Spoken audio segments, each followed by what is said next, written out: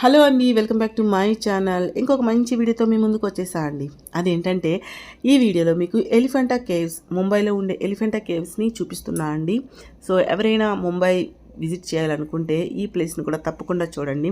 అయితే ఈ కేవ్స్ని ఎలా రీచ్ అవ్వాలి అనేది ఫెర్రీ రైడ్ని నేను ఆల్రెడీ ఒక వీడియో చేసి పెట్టా అండి. ఆ వీడియోని చూడండి, చాలా బాగుంటుంది చూడడానికి.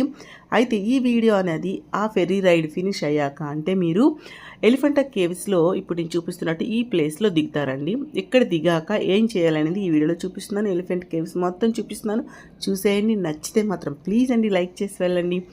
అలాగే నా ఛానల్ ఫస్ట్ టైం చూస్తే చాలా మంచి వీడియోస్ ఉన్నాయి, ఒకసారి వెళ్ళి చూడండి. నచ్చితే సబ్స్క్రైబ్ చేసుకోండి. సో మీరు ఫెర్రీ రైడ్ బోట్ దిగాక ఇలా మీకు టాయ్ ట్రైన్ ఉంటుందండి. Toy train per head 20 rupees ఉంటుంది. మీరు కేవ్స్కి వెళ్ళాలి అంటే నడిచి వెళ్ళలేరండి, ఈ ట్రైన్ ఎక్కాలి. సో పర్ హెడ్ 20 రూపీస్ ఉంటుంది. సో ఈ ట్రైన్ ఎక్కి మీరు కేవ్స్ని రీచ్ అవ్వచ్చు అనమాట. సో కేవ్స్ అనేవి టోటల్ మీకు 5 కేవ్స్ ఉంటాయండి. సో 5 కేవ్స్లో ఫస్ట్ కేవ్ దగ్గర ఆ కేవ్స్లో మీకు పైకి ఎక్కడానికి మినిమం ఒక 100 to 120 అంటే రాక్తో చేసిన స్టెప్స్ ఉంటాయి. సో ఎక్కేటప్పుడు మీరు ఏం చేయాలి అంటే ఒకేసారి ఎక్కడం కష్టం అవుతుంది కాబట్టి మీరు ఆగి అంటే మధ్యలో చాలా షాపింగ్ ఉంటుందండి చేయటానికి. ఆ షాపింగ్ చేస్తూ కానీ మీరు స్టెప్స్ ఎక్కేసారంటే మీకు కష్టం తెలియదు, అన్నీ చూసినట్టు ఉంటుంది. మీరు అన్నీ కూడా ఫినిష్ చేయొచ్చు. ఒక ఫోర్ కేవ్స్ అయితే చూడొచ్చు. ఒక కేవ్ అనేది వాటర్లో ఉంటుంది కొంచెం. సో చూడడానికి అయితే చాలా బాగుంటాయండి ఈ కేవ్స్. ఏంటంటే ఎలిఫెంట్ కేవ్స్ మెయిన్గా లార్డ్ శివాకి డెడికేటెడ్ అనమాట. అక్కడ శివాకి సంబంధించిన చాలా రాక్ ఆర్ట్స్ ఉంటాయి. అంటే మీకు ఫస్ట్ కేవ్లోనే వెళ్ళగానే ఏంటంటే త్రిమూర్తి సదాశివ అని ఉంటుందంటే 3 ఫేసులు శివ ఉంటారండి.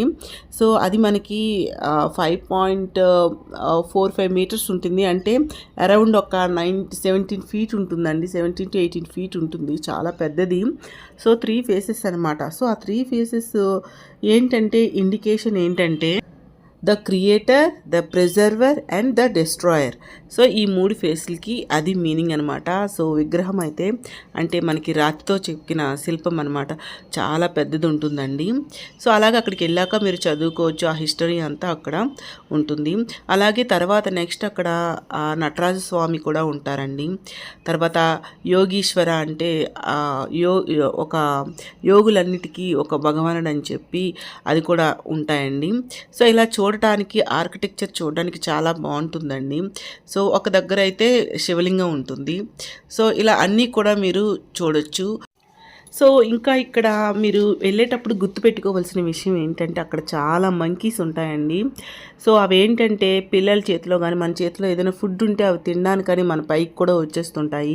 చాలా అక్కడ కేర్ తీసుకోండి, పిల్లల్ని మాత్రం కొంచెం చూసుకోండి. ఎందుకంటే పిల్లల చేతిలో ఏమున్నా కూడా అవి తీసుకోవడానికి పిల్లల పైకి కూడా ఎక్కేస్తాయి.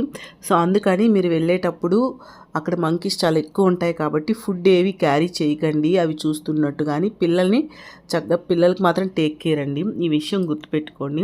అలాగే అక్కడ ఫుడ్ తినాలన్నా కూడా రెస్టారెంట్ ఉందండి, బాగుంటుంది. సో ఇలా అయితే అన్ని అవైలబిలిటీ అక్కడ ఉంటుందండి. సో మీకైతే వీడియో నచ్చింది అనుకుంటున్నాను, మొత్తం చూసేయండి. నచ్చితే మాత్రం లైక్ చేసి వెళ్ళండి, ఓకేనా ప్లీజ్.